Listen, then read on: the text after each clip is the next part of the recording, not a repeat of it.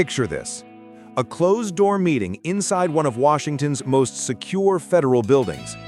Phones confiscated, press locked out. The kind of meeting where the air feels heavy and every handshake hides an agenda. Then, without warning, the room freezes. Chairs slide back, papers are gathered, and the Canadian delegation, senior officials representing America's closest ally, stand up and walk out.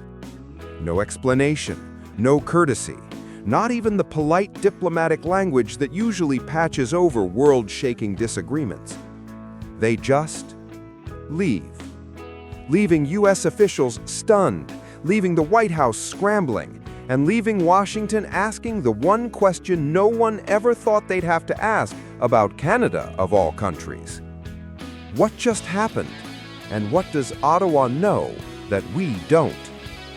Because according to insiders, this wasn't just a disagreement.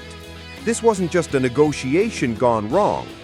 This walkout was a warning, a signal of a deeper rupture, one years in the making, now finally erupting into public view. And tonight we're breaking down how one walkout could send shockwaves across trade, defense, Arctic security, and even global alliances. So if you're new here, make sure you're subscribed, because what unfolded behind those closed doors is not only unprecedented, it's the beginning of something much bigger. To understand why Canada walked out of a U.S. meeting, something practically unthinkable for two nations often described as siblings, we need to rewind. Not days, not months, years. Because beneath the calm surface of North American diplomacy, pressure has been building like tectonic plates, quietly shifting before an earthquake. For decades, the US and Canada have been the gold standard of peaceful neighbors, longest undefended border in the world, deep military integration, immense trade, cultural overlap. Publicly, the relationship appears stable, but privately, the cracks have been widening. Trade tensions brewing beneath the surface. Most Americans don't realize that Canada is one of their largest trading partners, yet almost every major sector has faced disputes. Softwood lumber battles, dairy market quotas, steel and aluminum tariffs, EV subsidies, agricultural barriers. To Canadians, these weren't isolated issues. They were signs of a U.S. willing to weaponize the economic relationship whenever convenient. Ottawa tolerated it, but it never forgot. Contrast framing. Publicly, our closest allies. Privately, our biggest competitor. Energy and pipeline conflict. When the U.S. killed the Keystone XL pipeline, it didn't just kill a project, it infuriated an entire Canadian province and cost billions in future revenue. The decision became symbolic, a reminder that Washington can shift environmental policy overnight, leaving Canada to clean up the economic fallout. Defense strains. NORAD modernization has been a decades-long argument. Canada wants shared decision-making. The U.S. expects compliance. Meanwhile, Arctic tensions are rising. Melting ice is opening new shipping lanes. Russia is militarizing its northern coast. China is seeking near-Arctic state status. Canada believes it's being sidelined in the very region where it holds the most at stake. Domestic pressure on Trudeau. The Prime Minister faces declining approval, rising cost of living, and a growing perception that Canada is treated as a junior partner rather than a sovereign equal. Walking out of a U.S. meeting plays extremely well domestically, showing strength, independence, and backbone. Canada's quiet pivot to Europe and Asia. While Washington assumed Canada would remain tied to U.S. interests, Ottawa has been quietly diversifying. LNG energy discussions with Germany, Indo-Pacific strategy shifts, deepening ties with Japan, South Korea, and the UK, interest in European defense conversations. In other words, Canada has been preparing for a moment when it would have to push back. And in that closed-door meeting in Washington, the moment arrived. But nothing prepared Washington for how the collapse unfolded or how quickly everything spiraled once it began. To understand the magnitude of what happened, you need to picture the setting: a negotiation room inside a secure federal building in Washington. Delegations seated across a long rectangular table.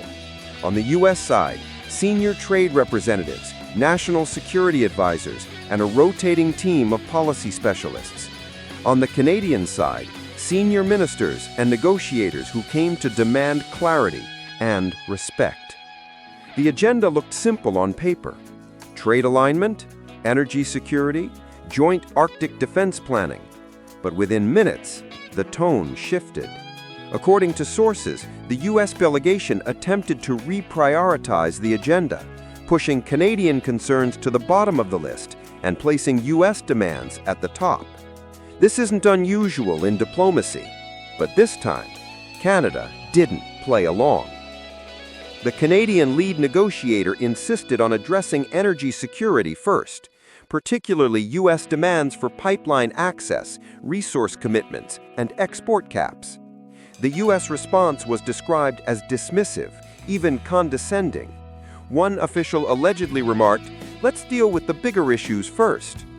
To Ottawa officials, that statement was the breaking point.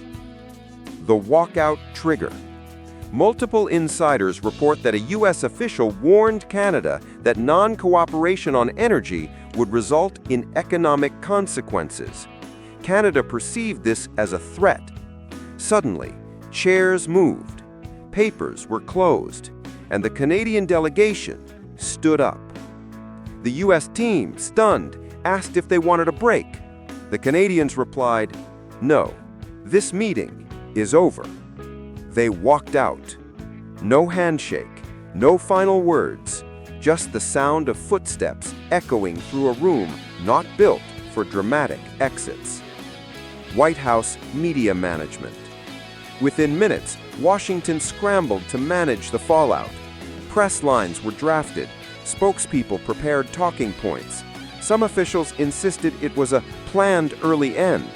Others tried to minimize it as a scheduling issue. But everyone in the room knew the truth. This was a diplomatic earthquake. Within minutes of the walkout, Washington shifted into crisis mode. As one insider put it, "We've had disagreements with Canada before, but never like this." This wasn't just about a failed meeting. It was about what the walkout symbolized: Canada asserting strategic independence, and the U.S. losing the narrative. 1. Intelligence briefings intensify. Shortly after the walkout, intelligence agencies provided rapid reports outlining the seriousness of the rupture. Their warnings were blunt. Canada has been preparing alternate alliances. Canada's patience with U.S. economic policies has run out. Canada's Arctic posture is shifting. Canada may begin limiting cooperation in key security frameworks. Washington realized something they had overlooked. Canada has leverage, more than anyone thought. 2. Arctic defense fears. The Arctic isn't just a cold wasteland. It's the emerging front line of global power. Who controls the Arctic controls the future of global shipping, energy, and surveillance routes. The U.S. relies heavily on Canada for northern access, and a diplomatic freeze could freeze military cooperation, literally. NORAD modernization plans, already behind schedule, could stall. 3. Economic vulnerability. A sudden rupture could disrupt auto manufacturing supply chains, energy exports, cross-border trucking, agricultural shipments, technology, and semiconductor flows. Washington realized the ugly truth: the U.S. cannot afford a trade war with Canada. 4. Political panic. Inside the White House, advisors scrambled to calculate political fallout. Opponents could portray the administration as losing control of America's closest ally. Allies feared what this meant for broader international cooperation. The core fear: what if other allies see this as a sign of U.S. weakness? If Canada, the friendliest ally America has, is willing to walk out, What message does that send to Europe, Asia, Latin America? The panic wasn't just about Canada. It was about global perception. The diplomatic walkout didn't stay within the walls of Washington. It leaked, fast. And the moment international markets sensed a fracture between the United States and Canada, the economic shockwave began rippling across the world. Why? Because this wasn't a minor disagreement between two small nations. This was a rupture between two of the most economically integrated countries on Earth. A breakup, even a temporary one, carries consequences measured not in arguments, but in billions. 1. Currency markets react instantly. Currency traders hate uncertainty. Within hours of the walkout leak, volatility surged. The Canadian dollar dipped as investors feared retaliation. The US dollar wobbled as questions surfaced about supply chain disruptions and energy implications. Market watchers knew the truth. If Canada and the US clash economically, both currencies bleed. 2. Oil and energy markets enter panic mode. Canada is America's single largest foreign supplier of oil. Without Canadian energy, the US faces greater dependency on the Middle East, increased strategic vulnerability. Energy analysts began calculating the potential fallout of Canadian slowdowns or export taxes. The numbers were alarming. In Canada, energy companies braced for US restrictions. In the US, refineries began modeling worst-case scenarios. Within the global market, traders suddenly remembered, North American stability is the world's shock absorber. If it cracks, global energy prices explode. 3. Supply chains tremble. The US and Canada don't just trade with each other. Their industries depend on each other. Cars assembled in Michigan contain parts from Ontario. Canadian food fills American supermarkets. US tech devices rely on cross-border components. A breakdown in cooperation means delays, shortages, higher costs. Retail giants immediately contacted suppliers. Car manufacturers began rerouting shipments. Grocery chains reviewed forecasts for consumer inflation. 4. Investors moved to defensive positions. When alliances crack, investors run for shelter. Money flowed into gold, European currencies, bonds, Asian markets. The message was clear. Investors believe the US-Canada relationship is no longer guaranteed. 5. The public reaction.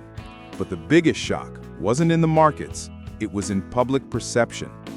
Americans asked, why would Canada walk out on us? Canadians asked, why does the US think it can push us around? The trust between the two nations, usually taken for granted, was suddenly shaken. After the walkout, Washington expected Canada to step back, apologize, re-engage.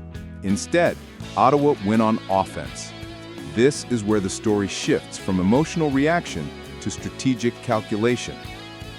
1. Canada reaches out to Europe. Within 48 hours, Canadian officials contacted European leaders. Energy partners in Germany, the Netherlands, and Scandinavia were briefed privately. Discussions centered on LNG exports, renewable energy partnerships, reducing dependence on US transit routes. Europe, currently seeking stable, non-Russian energy, welcomed the talks. 2. Quiet moves in the Indo-Pacific. Canada's Indo-Pacific strategy has long been underestimated by Washington. But after the walkout, Canada reached out to Japan, South Korea, Singapore, and Australia. These nations are hungry for reliable partners. A new alignment, outside US dominance, suddenly looked possible. 3. Defense signals to NATO. NATO officials received a diplomatic message. Canada is willing to increase military commitments, but it expects NATO, not Washington, to lead certain conversations. This was subtle but powerful, a reminder that Canada is not America's subordinate, but a full sovereign player. 4. Domestic moves. Back home, the walkout became political gold. Canadians saw their government standing up to the US. New polling suggested rising support for a more independent foreign policy. For the first time in decades, Canadians openly questioned whether relying so heavily on the US is wise. 5. The message to Washington. Canada's actions carried a silent but unmistakable message: we have options. The world noticed the walkout and the aftermath. Geopolitics runs on perception, and the perception was clear. The US is losing influence, and Canada is stepping into a new role. 1. G7 allies take notice. European leaders privately expressed shock. If Washington can't keep Canada on side, what does that mean for broader Western unity? Could fractures spread within the G7? Europe has already been uneasy about US unpredictability. This event deepened those fears. 2. China sees opportunity.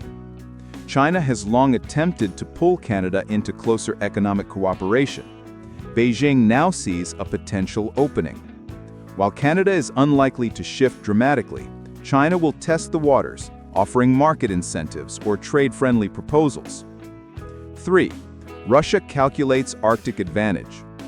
With US-Canada Arctic cooperation weakened, Russia benefits. A divided North America gives Moscow more maneuvering room in the Arctic race, from shipping lanes to resource claims. 4. The alliance illusion shattered. For decades, the US assumed its alliances were unbreakable. The walkout exposed the flaw in that thinking. Alliances are not based on feelings, they're based on interest. And right now, Canadian interests are shifting. 5. Cascading effects. The world begins adjusting. Asia recalculates US influence. Middle Eastern producers reassess US leverage. Latin American nations see a model for asserting independence. The message is simple. If Canada, the US's friendliest ally, can push back, anyone can. Now we enter the territory that makes analysts nervous: the future. Here are the 3 possible paths from the best to the worst. 1. Best case scenario: rapid reset. The US and Canada quietly renegotiate. Apologies are exchanged. The media barely notices. Trade stabilizes. NATO coordination continues. The Arctic Partnership is reinforced. This scenario is possible, but only if Washington adjusts its tone. 2. Likely scenario: cold diplomacy. More likely, tensions continue below the surface. Meetings become formal. Cooperation becomes transactional. Canada invests heavily in Europe and Asia. The US becomes increasingly concerned about losing influence over its northern neighbor. Trade continues, but trust does not return. 3. Worst-case scenario: policy retaliation. This is the scenario no one wants. Tariffs, supply restrictions, Arctic disagreements, defense slowdowns, energy disputes, public political battles. A US-Canada strategic divide would send shockwaves throughout the global economy. The hidden variable: public opinion. If Canadian citizens continue supporting independence and American politics becomes more polarized, the fracture could deepen. The strategic reality: the world is shifting toward regional blocs. Countries are reevaluating old alliances. The US is no longer the unquestioned center of gravity. Canada knows this and is moving strategically, not emotionally. The walkout was dramatic. The panic was real, but the message behind it is deeper than any single meeting. For the first time in modern history, Canada signaled it is willing to step out of America's shadow. Not in anger, not in rebellion, but in strategic self-interest. And that shift carries implications far beyond Washington and Ottawa. Because when the most peaceful border in the world becomes politically tense, the rest of the world pays attention. This moment will be remembered as a warning shot, not between enemies, but between allies drifting apart. The United States is learning that global power is no longer guaranteed. Allies have choices. Partners are no longer silent. And even the friendliest nations have limits. Canada's walkout may be the first open sign of a new geopolitical era, one where alliances are flexible, power is distributed, and nations, big and small, assert independence in ways that reshape the global order. If you want to stay ahead of these shifts, make sure you're subscribed, because this story isn't over, and the world is changing faster than anyone expected.